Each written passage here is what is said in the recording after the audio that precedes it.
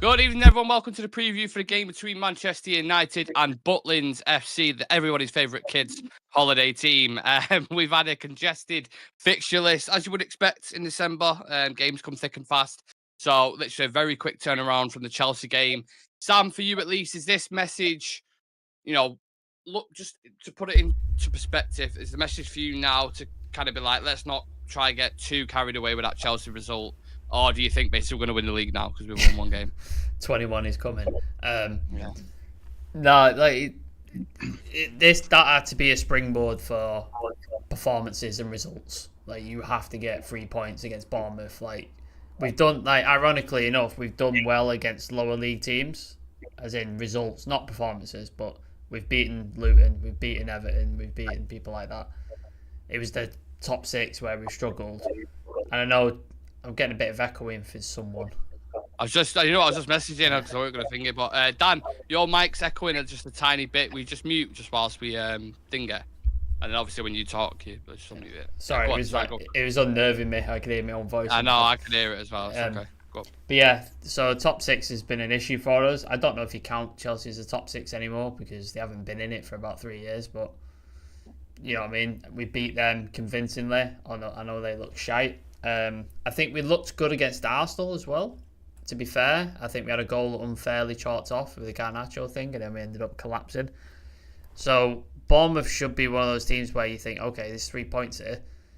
But again, with United, you never know. You never know, because we did not look convincing against Luton at all, and they gave us a game, and then they gave Arsenal a game as well. So it's like you never know. Like, Bournemouth have been on a run lately. I know they got stuffed by, is it Newcastle? Who beat the crap out of them. Yeah. But then they've beaten quite a few decent teams, so it's a tricky fixture, man. Like, I wouldn't take it for granted at all. Like, we've got to be 100% on it, and we have to play like we did against Chelsea. Because if we play like we did against like any of the other teams, it's not going to go well.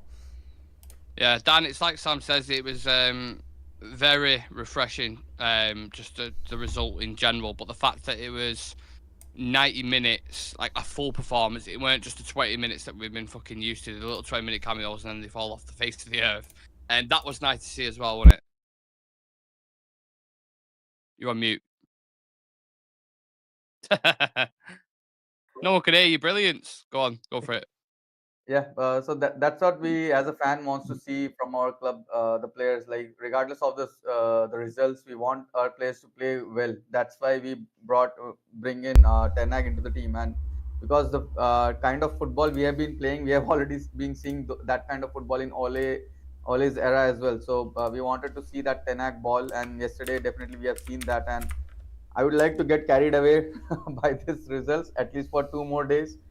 Because this performance, I mean, Manchester United fans needed these kind of performance to see and just to cherish the game of football. I mean, like, for whole 90 minutes, there was not one single moment I was like shouting at our players like, "Why you are doing like that?" So that was like very rare in these kind of days, and on top of it, against a team like Chelsea, I'm really enjoyed by seeing what our team has done to them. But where it has come from, I don't understand from where it has come, because you've seen that the last week, everything, all the rumors, all the criticisms, and the leaks coming out, we could have never expected this kind of performance from a team who is suffering off the field. But yeah, we need to build something upon that win, and hopefully this coming next game, to build upon the last previous game and to get 3 points, then we are back into the league. Yeah, it certainly looks promising, doesn't it? I appreciate it's probably a hard question to ask, or to answer, sorry, Chiver, but why do you think we haven't seen, or why do you think it's taken so long to see a performance like this? Because it was good, wasn't it, last night? No. I'm surprised with what you guys are saying. You don't think it was a good performance? I was not impressed. Like, there was fight, there was running, there was, I could see the intent from the players. So that on that, I'll give them that. Like, there was a lot of fight and desire, and they showed a lot of passion, But as far as like playing, Chelsea were terrible. Like I've never. Oh yeah, Chelsea were dog shit. Yeah, Chelsea were definitely. I've never seen The Chelsea. build up from the back.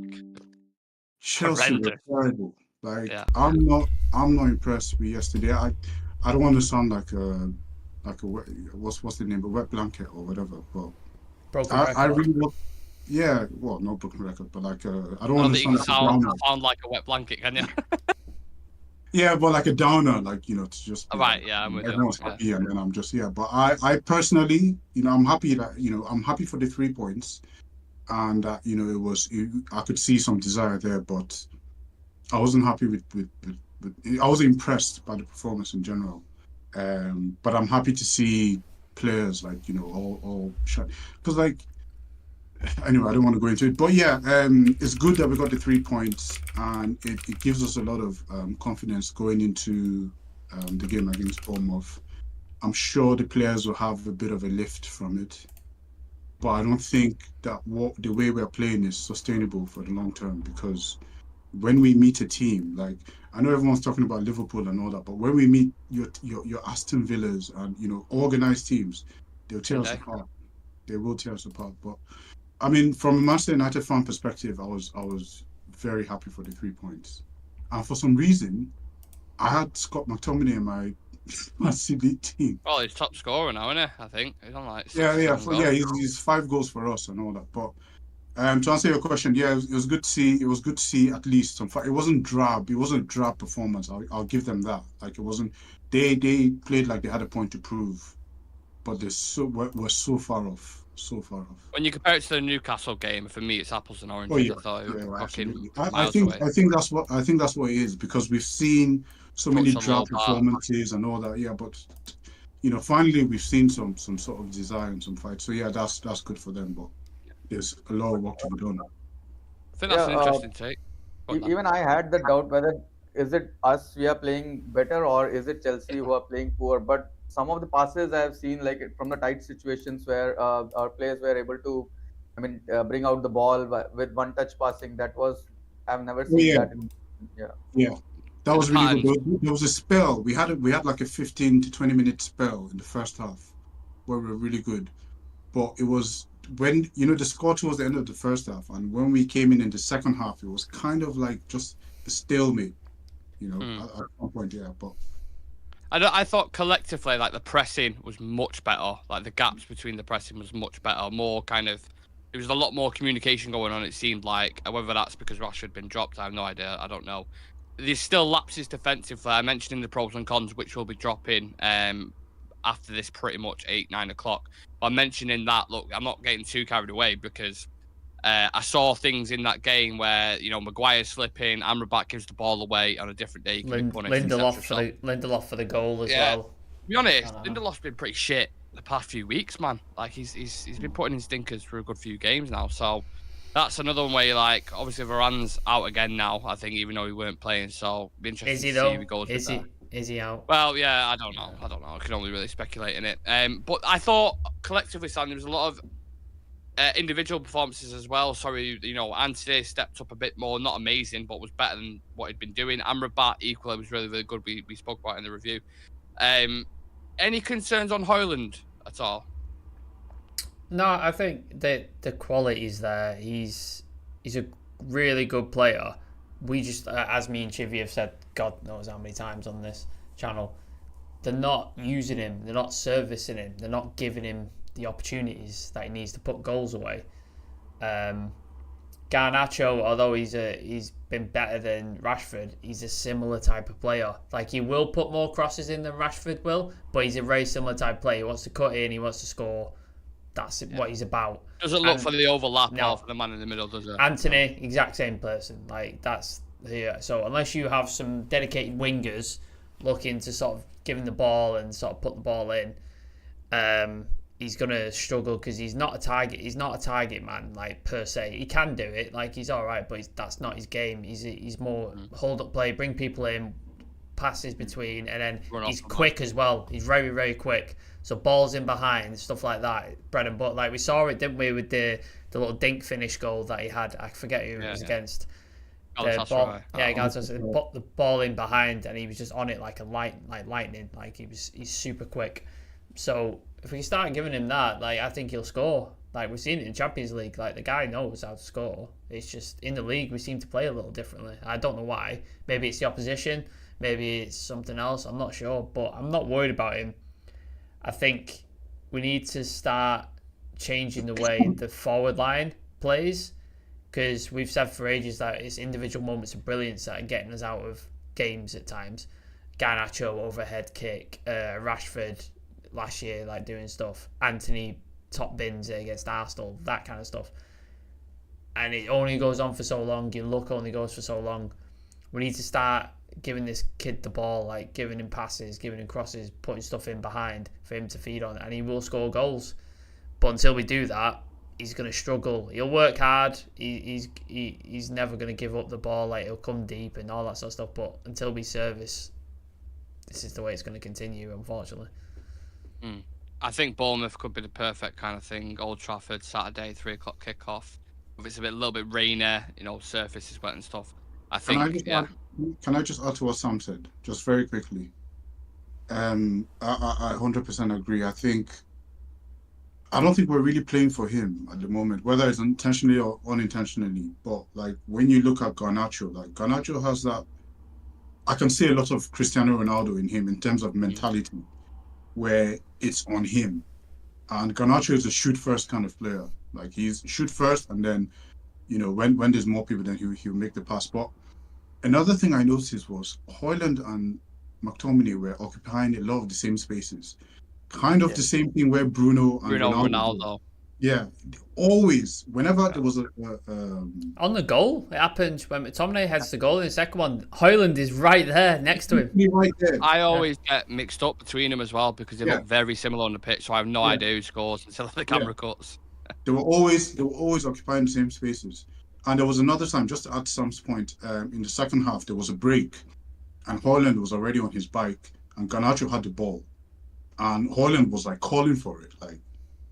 And Garnacho just kept running with it until he lost it. And so it's little things like that. Like, he's one of them players, like we've always described him as, he's almost like a throwback striker. One of them Crespo sort of players where you never see what he does until he just puts the ball in the back of the net. Yeah. But he's always there as well in the right moments. Like, he's there, he just needs service. His movement is, I'm so impressed with his movement for such a young age, But then if we have I suppose when we get going in this system that we're playing, and he gets to understand the players a little bit more, I think we'll see more of him. I'm not worried about him at all.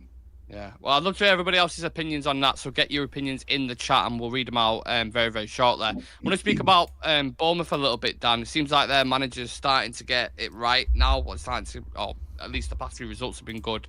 I think in the last 5 games, they've won 3, drew 1 and lost 1, beating Newcastle, Palace and drawing with Aston Villa in that same kind of run. Any concern at all from your perspective that this game could be a little bit of a banana skin? Yeah, definitely could be, because we have seen that we have not been that confident when we play against the bottom table teams. And whenever a team is struggling, we have always dropped points against them. And Bournemouth could be one of them. And considering their current form as well, the one of the reasons that concerns me is when they played against Aston Villa. So if they have the potential and the capability to make Aston Villa suffer, then definitely United can suffer in the same screen as well. So I think if United play the same lineup in the next game, definitely we could have a chance and to dominate the game.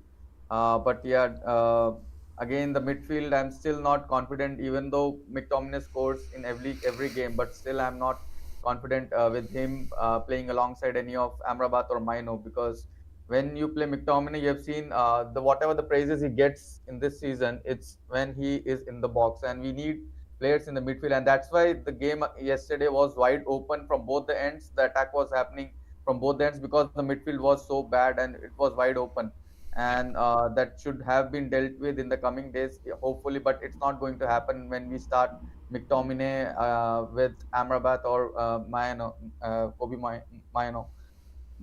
Oh. Yeah, we know who you're on about. Don't worry about it. Maino. I don't know myself, to be honest with you. I pronounce it. Yeah, but it's going to be an interesting thing. Who Eric Ten Hag starts tomorrow?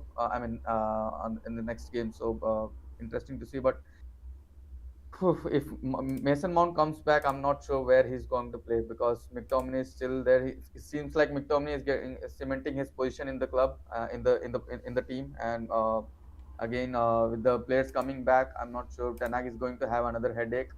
But we definitely need to strengthen the midfield and try to control the game from the midfield, and that's not happening. Even the yesterday's game, whatever we were playing, it was from the defense and from the attacking side, but in midfield we were still poor. So that's where we need to concentrate, and we are telling this week in and week out that our midfield is one of the concern point, and we are not going to dominate the midfield when we play McTominay there in that position. I know I can get the hate from that because people will say he's scoring a lot of goals, but that's what he only does. That's what only he does. That I mean, apart from the goals, I don't see any area of his playing style that is helping the team out in maybe defending or building up the play.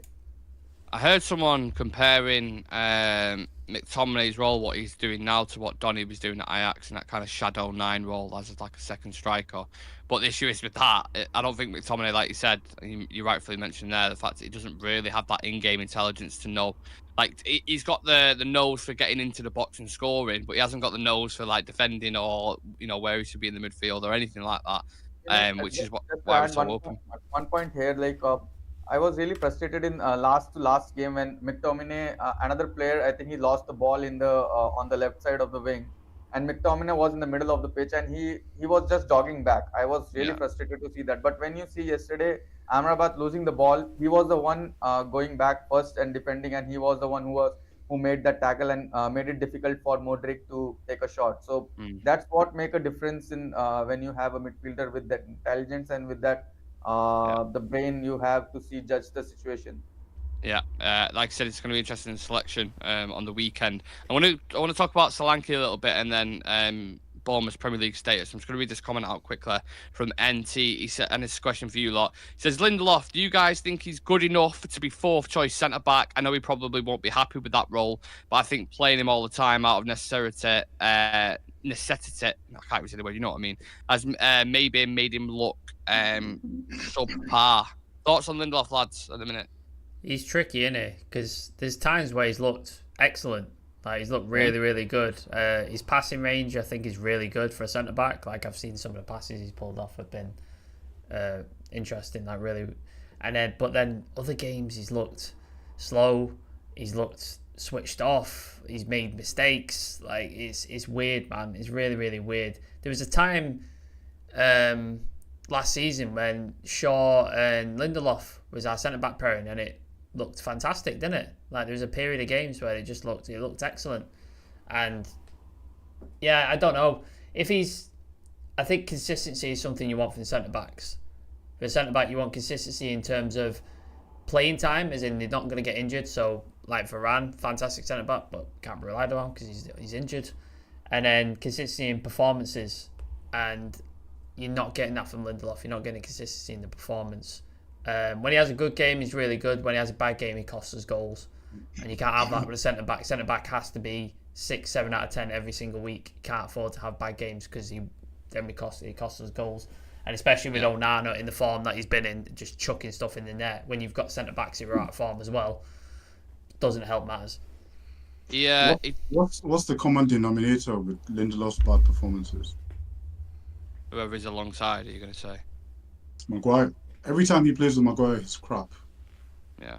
He's class when he plays with Varane or when he plays with what's his name? Shaw. Lisandro. Or Luke Shaw. Like, we lost Lisandro and Varane last season, and him and Shaw literally were just it was almost as if we didn't lose them.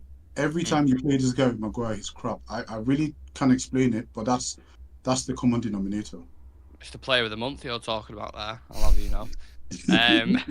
One thing he does struggle with, though, Chivy, is physical strikers, in it. That's one thing I would say with Lindelof, where he's a little bit off it. And obviously, Bournemouth have one of their own in Dominic Solanke.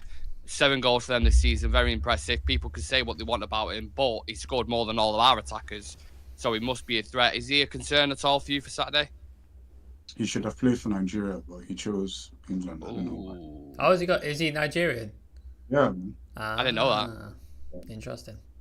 Yeah, that's a Nigerian name, like a very common Nigerian name. Sri Lanka. I don't know if Sri Lanka, yeah. But yeah, he's got 7 goals this season. He seems to be on form, at least for Bournemouth level. And yeah, he seems to be a problem. I don't know what. I'm not really 100% sure if he's got crazy pace. So I really. It's not don't like know. blistering Rashford or Højlund pace, but he's physical. But he's decent physical. finisher. Yeah. Relatively intelligent as well. I'm not saying strikers are thick. Former Scouser as well. So I'm sure he'd love to score against United. I'm sure. You're saying he should have gone to Nigeria. You have got a One-Knee, don't forget. Nottingham Forest, very good striker as well. He's quite physical. Exactly, yeah. A handful himself. I think didn't we do a job on Calvert-Lewin when we played Everton? I don't know. You know, I think he had a bit of I was in the pros and cons. I was like, it's a bit concerning how much time he got on the ball. Like I wanted them to be a bit more physical with him and a bit more kind of proactive. We shut Haaland out when we played City for the most part. Like Haaland was quiet for the most part. It was the other players that we didn't bother to stop. They were the ones that were the problem. Haaland didn't have. I think the thing with strikers is if you can get the ball, get into them. So it's not necessarily about the striker, but then if you can stop the play and isolate the striker, then you have a field day. So regardless of who the striker is, unless there's some crazy world-class striker, but if you can stop the play before it actually gets to him, then I think it'll be happy days. But it's one of them ones where it's hard for me to judge because I'm still not 100% sold on our not the defense, but with the midfield. And if they can play past the midfield, he would always be a threat. So it's just one of those things. Just the last question on Bournemouth, and this is for all three of you. A lot of people had him going down at the start of the season. Still the case, or do you think they're absolutely fine now? I think they've turned the corner now. I think there was what's the guy called? Arola or something like that. Apologies for fucking that pronunciation up. No one knows. It's Butlins FC. Yeah. No one gives a shit. He looked like he was thinking everybody's going, oh, why have you got rid of Gary O'Neill? Because he's flying at Wolves and stuff, and people will question it. But they seem to have turned the corner, man. I know they got absolutely humbled by Newcastle, but Bournemouth seems to have City, I think it was. They actually beat Newcastle 2-0. Was it? Okay, my bad. Yeah. But Bournemouth seems to have a knack of getting absolutely whooped by certain teams. Liverpool put 9 past them, didn't they? That's what cost. Didn't we beat them 9-0 with Cavani now? No, that was Southampton. Southampton. Yeah, Liverpool put 9 past them though. They absolutely that's what cost Scott Parker his job, wasn't it? When he was managing him. So I think he's turned a corner. I don't think he's an elite manager. I don't think he's in the Emery bracket or the De Zerbi bracket, but he looks like he's got ideas. He's the way he wants to play. He plays like a lopsided, almost 4-4-2 at times. From what I've seen, so he's got an idea of the way he wants to play, and it seems to be working for the most part. So I think they'll stay. I don't think they'll push into Europe or anything like that, but I think they'll stay up. I think there's a lot worse teams that Luton look like they're going to go. Nottingham Forest are really suffering right now. They could be one to go. Sneezy Cooper might be out of a job by the end of next week. And run out of antihistamines. Yeah. Everton with the points deduction, that could be an issue. So I think there's a couple of teams who are a bit sort of worse off than they are. So I think they'll be all right. Yeah. Agreed, lads. Last thing on Bournemouth. Yeah. Do you think they'll stay up? Yeah. Sweet. Yeah, they've got a nice looking Mediterranean manager with the horse. Yeah. They've got a 2-for-1 on sand buckets. Yeah, he'll save them for a season and then he'll be out next season. And then. But kudos to them. In the starting 11 games they were just 3 points, and in the last 4 games they were able to get 13 points, which have took them off turnaround. The bottom 3.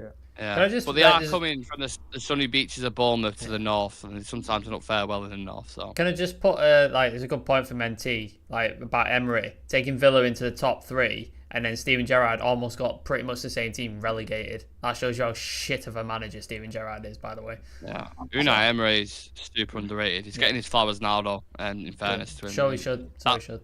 I tell you what, that Boxing Day fixture when we play Villa. You know what though? It's at home, and they're away from home. They haven't been good. Like they haven't managed to get up. But if it was at Villa Park, I think we'd be in trouble. I think we'd be in serious trouble. Mate, one of the worst games I ever attended at Old Trafford was Villa Man United. Like that was 3-1. Are you on about 1-0? Oh, 1-0. Jesus Christ! That was just. Yeah, they look good this season. But we are not playing Aston Villa. We are playing Bournemouth. So we're going to do some quick fire questions, lads. Saturday afternoon, 3 o'clock kickoff. United versus Butlins FC. Will Højlund break the curse? Please. Do you think he will? Not you hope he will. Do you think he will? If we carry on playing the way we are, no. I would also say no, because in the last game, the only shot he had was like in the first 2 minutes when he put it across, didn't he? Yeah. Put it across the goal. Yeah. That was the only chance created for him, and it was the only shot he made. So that comes down to the chances created. So I don't think we are doing that pretty soon. I have no idea, but because you both said no, I'll just say yes. Okay, I like it. Contrarian bastard. Who will score first, United or Bournemouth? United. 20 minutes. At least you're honest. Equalize 6 minutes later. Yeah, equalise. Yeah. Literally on the 25th minute. Yeah. I think we'll score first. I agree. Full house on that one. Butlins or Haven, lads? I mean, Dan probably won't get this. What's the Butlins reference? Do you know what Butlins is, right? Yeah. The holiday camp. Bournemouth, they're on the south of England. You've got the beach. You've got the kids' club. Did we ever go out in like the costume? I don't think we went to Butlins, did we, Nick? Well, no, because it's shit. That's why I'm Haven all the way, bro. Let's go. Did we go to Pontins? You remember Pontins? Can I just provide for context, Dan? I don't know if you know what Butlins or Haven or any of this kind of stuff. It's basically like a holiday camp where kids will go when you're young in England. Yeah, it's like cheap kind of entertainment. It's normally in a town where nobody else would ever go, but the fact that the holiday camp's there, that's why they go there. And it happens to be on the coast, but it's in England, so it's always fucking cold and raining. Yeah. So it's probably shit for adults, but the kids probably enjoy it. Yeah. Well, the same kind of capacity you would get at a Butlins venue is what Bournemouth get in their stadium. It's like 4,000 people or something. So you can see the comparisons there. Yeah. So skip that question. It doesn't matter. Only thing I can get out of that word is when you split that into 2 halves. Maybe Nick, you can get that. Split into 2 halves. I'm lost, mate. It's been a long day, so sorry if I don't get the reference. Butt and Linz? Butlin? No. Have? No. Højlund. Oh, Højlund. Højlund. Yeah, right. I'm with you. Yeah, been a long day. All right, last quick fire, which was supposed to be quick fire, which has definitely not been quick fire. Who is your prediction for man of the match? That's a good question. Bruno Fernandes. Been long. I go Shaw. McTominay, let's go. Oh, don't fucking start on that McTominay. He's not getting dropped. Like he's not getting dropped. So of course he's not. Might as well get behind. You might as well get behind it, aren't you? Because he's not going anywhere. Yeah, he's going to score again. He's in my PL team. He has to get. We've got Connor Atkins, a big up Connor in the chat, saying Scott McTominay. Scott McTominay. Scott McTominay. It says Butlins is shit. To be fair, I used to work there. Well, there we go. There we have it. There's the decider. Haven all the way, bro. I'm telling you, Team Haven. So, this question can bring back to that previous question when you asked, like, will Højlund score or not? So, if till McTominay is scoring, Højlund will not score. Yeah. Double figures for McTominay. I think he can do it. So, yeah, is everyone just saying McTominay? No, I said Shaw. Shaw, okay. Yeah. I'm saying Bruno, okay. Fair enough. Right, let's do the predicted 11s and we can, and then score predictions and we get out of here. So, predicted 11s, what are we saying? Did we just put the one team up and we're discussing next week's? Yeah. So I've just got the one predicted 11. I think we've just gone basically the same team as last night. Has to be right.